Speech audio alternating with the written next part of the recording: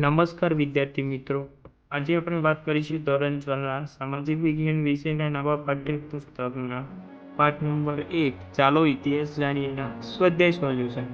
તો ચાલો વિડીયો ચાલુ કરીએ। વિડીયોને ચાલુ કરતા પહેલા તમને એક નમ્ર અપીલ છે કે આ વિડીયો ગમે તો લાઈક કરજો અને અમારી ચેનલને સબસ્ક્રાઈબ કરજો। તો ચાલો વિડીયો ચાલુ કરીએ। એક નીચે આપેલા પ્રશ્નોના વિકલ્પોમાંથી યોગ્ય વિકલ્પ પસંદ કરી અને ઉત્તર લખો। તો પ્રશ્ન નંબર 1, પ્રાચીન સમયમાં માનવી શેના ઉપર લખાણ લખતો હતો?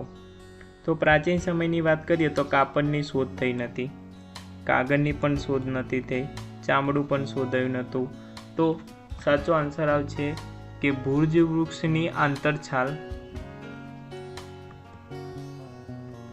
પ્રશ્ન નંબર 2, નીચે પૈકી કયો પ્રાચીન ઇતિહાસ જાણવા માટેનો સ્ત્રોત નથી?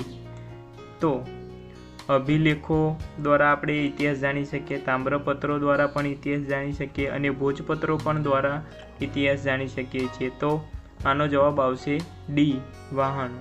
નંબર 3, નીચેનામાંથી કયા લખાણો લાંબા સમય સુધી ટકી રહે છે? તો કાગળ પરના લખાણો લાંબા સમય સુધી ટકી નથી રહેતા, કાપડ પરના લખાણો પણ લાંબા સમય સુધી ટકી નથી રહેતા, વૃક્ષના પાન પર લખેલા પણ નથી ટકી રહેતા, અભિલેખો પથ્થર ઉપર કોતરવામાં આવે છે તો તે લાંબા સમય સુધી ટકી રહે છે। તો સાચો આન્સર આવશે અભિલેખો, એ। પ્રશ્ન નંબર 2, ટૂંકમાં ઉત્તર આપો। તો બીસી નો અર્થ શું થાય છે? તો બીસી એ અંગ્રેજીમાં બિફોર ક્રિશ્ચિયન કહેવાય છે, એટલે કે ઈસુ ભગવાનના જન્મ પહેલાંનો સમય। પ્રશ્ન નંબર 2, એડીનો અર્થ સમજાવો। એડીને અંગ્રેજીમાં એનો ડોમિની કહેવામાં આવે છે, ઈસુ ભગવાનના જન્મ પછીના વર્ષો એમ કહેવામાં આવે છે। પ્રશ્ન નંબર 3, BCE એટલે શું? BCE એટલે અંગ્રેજીમાં બિફોર કોમન એરા કહેવાય છે, સામાન્ય કે સાધારણ યુગ પૂર્વે।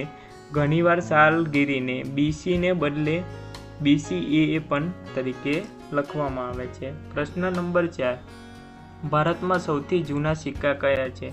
તો ભારતમાં ઈસવીસન પૂર્વે 5મી સદીના પંચમાર્કના સિક્કા સૌથી જૂના છે।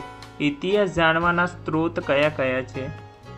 તો જૂની ઇમારતો, પથ્થરો, ઈંટો, ઓજારો, ખોરાકના નમૂનાઓ, મનુષ્ય અને પ્રાણીઓના હાડકાં, તાડપત્રો, ભોજપત્રો, અભિલેખો, સિક્કા, તામ્રપત્રો, પ્રવાસના વર્ણનો વગેરે ઇતિહાસ જાણવાના સ્ત્રોતો છે।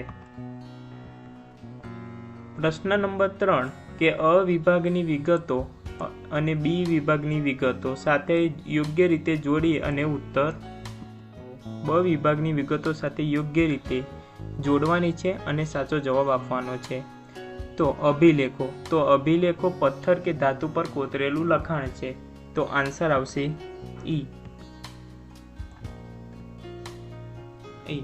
ભોજપત્રોની વાત કરીએ તો ભોજપત્રો ભુર્જ નામની વનસ્પતિની વૃક્ષની છાલ પર લખાયેલ લખાણ એટલે ભુજપત્રો, તો ઓપ્શન 2 નો જવાબ આવશે સી। તો તામ્રપત્રો તાંબાના પતરા ઉપર કોતરેલું જે લખાણ હોય એને તામ્રપત્રો કહેવામાં આવે છે, તો આન્સર આવશે ડી। BC એટલે કે ઈસવીસન પૂર્વે, તો આન્સર આવશે એ।